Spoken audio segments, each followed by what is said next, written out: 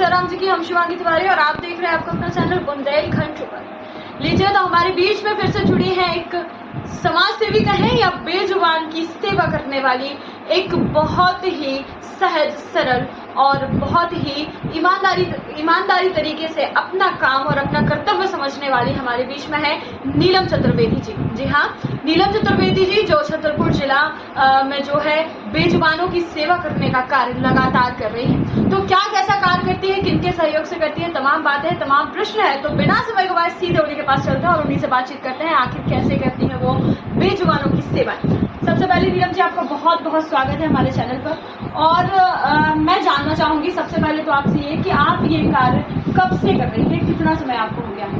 Actually मैं इसमें कार्य नहीं करूँगी, ये मेरा धर्म है, एक इंसान होने का धर्म है और ये मैं बचपन से ही कर रही हूँ। हमारे संस्कारों में ही बेजुबान जीवों की सेवा करना है। मेरे माँ पापा भी करते हैं और मेरी सारी बहनें भी करती हैं। अच्छा, मैं जानना चाहूंगी आपसे कि ये बेजुबान जो है वो बहुत सारे बेजुबान हैं, तो आप किन किन की सेवा आपने अभी तक करी है? और आपने कहा बचपन से ही ये शौक है आपका, तो किन किन बेजुबानों की आप लगातार सेवा करते हैं और सेवा के रूप में आखिर कैसे? एक्चुअली बेजुबान मेरे हिसाब से चीटी से लेकर नारी तक जो भी बेजुबान है वो मेरे लिए बहुत ही प्यारे हैं, उनके लिए बहुत दयालु हैं।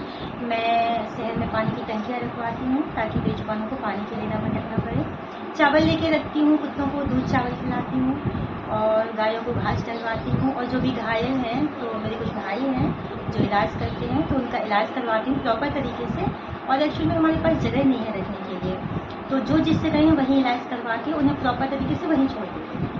अच्छा, तो जैसे आपने कहा कि जहाँ इलाज करवाया फिर वहीं छोड़ दिया, फिर वो वहीं घायल हो गए, इसके लिए क्या कैसी व्यवस्था है? जैसे गाय हैं वो घायल हो जाती हैं और उसके बाद उनका उपचार हो जाता है, फिर उनको बाहर छोड़ देना, तो फिर वो कैसे लगातार अपनी सुरक्षा कर पाएंगे? हमारे यहाँ गौशालाएँ भी हैं, जब तक वो प्रॉपर तरीके से ठीक ना हो जाए, ठीक होने के बाद ही हम लोगों ने बाहर निकालते हैं। और ईश्वर ने चाहा तो जल्द ही छतरपुर जिले में जीव आश्रय के नाम से एक बहुत बड़ी संस्था होगी जो पेटा के जैसे ही काम करेगी। बहुत बढ़िया, बहुत अच्छी बात जो है, एक अनाउंसमेंट हम कहेंगे हमारे चैनल के माध्यम से इन्होंने कहा है कि एक बहुत अच्छी संस्था, एक बहुत अच्छी वो होगी जो जीवों के लिए ही होगी। हम जानना चाहेंगे आपसे, ये सेवा जो है आप बेजुबानों की सेवा करती हैं, ये आप निःशुल्क करती हैं और किसके सहयोग से करती हैं? आपको कोई सरकार से सहयोग या किसी समाज सेवा से, संगठन से कोई सहयोग मिलता है या फिर आप खुद से ही करती हैं? मैं खुद से भी करती हूँ, लेकिन मुझे किसी भी नेता या राजनेता का कोई सहयोग नहीं है। समाज के बहुत सारे ऐसे लोग हैं जो मेरा सहयोग करते हैं, कोई फिजिकली सहयोग करता है, कोई फाइनेंशियली सहयोग करता है, लेकिन सबके सहयोग से ही मैं ये कर पाती हूँ। लगभग जैसे आपने कहा कि आप शुरुआत से ही कर रही हैं, बचपन से ही आपको ये शौक है। आपने कहा जाता है कि कोई भी एक व्यक्ति कोई भी कार्य नहीं कर सकता, तो निश्चित ही रूप से आपके पास भी एक टीम होगी। लगभग कितने टीम मेंबर हैं आपकी टीम में? मेरे पास करीब 10 से 12 लड़कियाँ हैं और मैं जल्द ही आपको सबसे मिलवाऊंगी, पूरे ग्रुप से मिलवाऊंगी। जी जी, बहुत अच्छी बात है। और हम भी आप सभी के बीच में पूरे जो इनका ग्रुप है उस ग्रुप को लेकर आपके सामने आएंगे। हम जानना चाहेंगे आपके ग्रुप का कोई नाम वगैरह है क्या? हमारे ग्रुप का नाम है जीव दया। अरे बहुत बढ़िया है, बहुत अच्छी बात है, जीव दया ग्रुप करके इनका जो ग्रुप चल रहा है। और हम एक चीज और आपसे जानना चाहेंगे कि चूंकि आप छतरपुर में निवास करते हैं, तो आप तो छतरपुर का करते हैं, लेकिन अदर जगह भी ऐसे बेजुबान हैं, तो उनकी सेवा के लिए भी क्या कहीं से आपने ऐसी व्यवस्था करी है कि वहाँ से लोगों से आपने जुड़ाव रखा हो या आप वहाँ के लोगों से भी जुड़े हुए? आपकी टीम में ऐसा कोई मेंबर? हमारा एक ग्रुप है संपूर्ण गौ सेवा भारत, तो उसमें जब बहुत सारे जगह से बहुत सारे गौ सेवक भी हैं, जीव प्रेमी भी हैं। तो ऐसा नहीं है कि सिर्फ छतरपुर शहर में ही सेवा चल रही है, बहुत से शहरों में अलग अलग अपने अपने तरीके से सेवाएं चल रही है।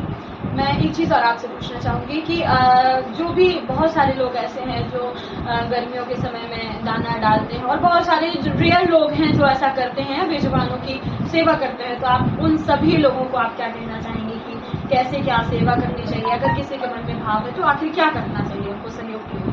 मैं सिर्फ इतना ही कहूँगी कि सेवा होती है, छोटी या बड़ी नहीं होती।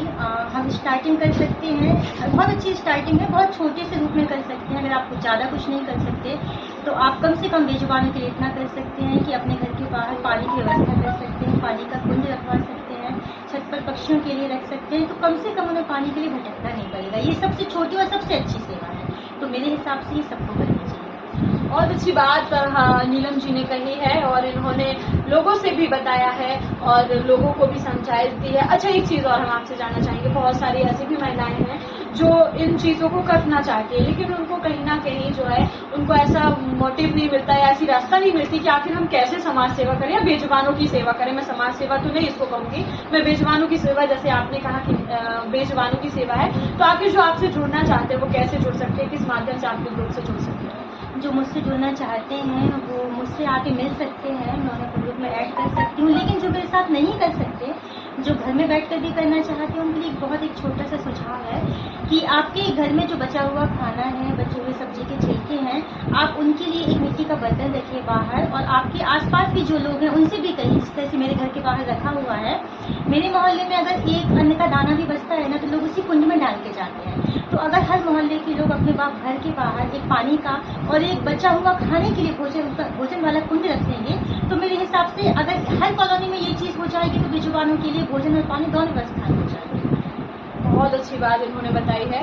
तो बेजुबानों के लिए आखिर कैसे सेवा की जाए और किस माध्यम से ये करती हैं, ये इन्होंने आपके समक्ष रखा है। तो ऐसे ही बहुत से लोग हैं जो हमारे जिले में इस तरह से कार्य कर रहे हैं। हम आप सभी के बीच में लाते रहेंगे, आप सभी को भी प्रेरित करते रहेंगे और आप सब भी कहीं ना कहीं अगर ऐसा सहयोग करना चाहते हैं तो आप भी अपने घर में बेजुबानों के लिए चावल डालें, उनके लिए खाना रखें, उनके लिए सकोरा रखें ताकि वो प्यासे न रहें। और गर्मियों का सीजन है, चूंकि हम सबको प्यास लगती है तो उनको भी लगती है। निश्चित रूप से जरूरी है कि हम भी बेजुबानों की सेवा करें। तो ऐसे ही और सारे लोगों से मिलने के लिए बने रहें सिर्फ बुंदेलखंड पर शिवांगी तिवारी के साथ। जयराम जी की जय बुंदेलखंड।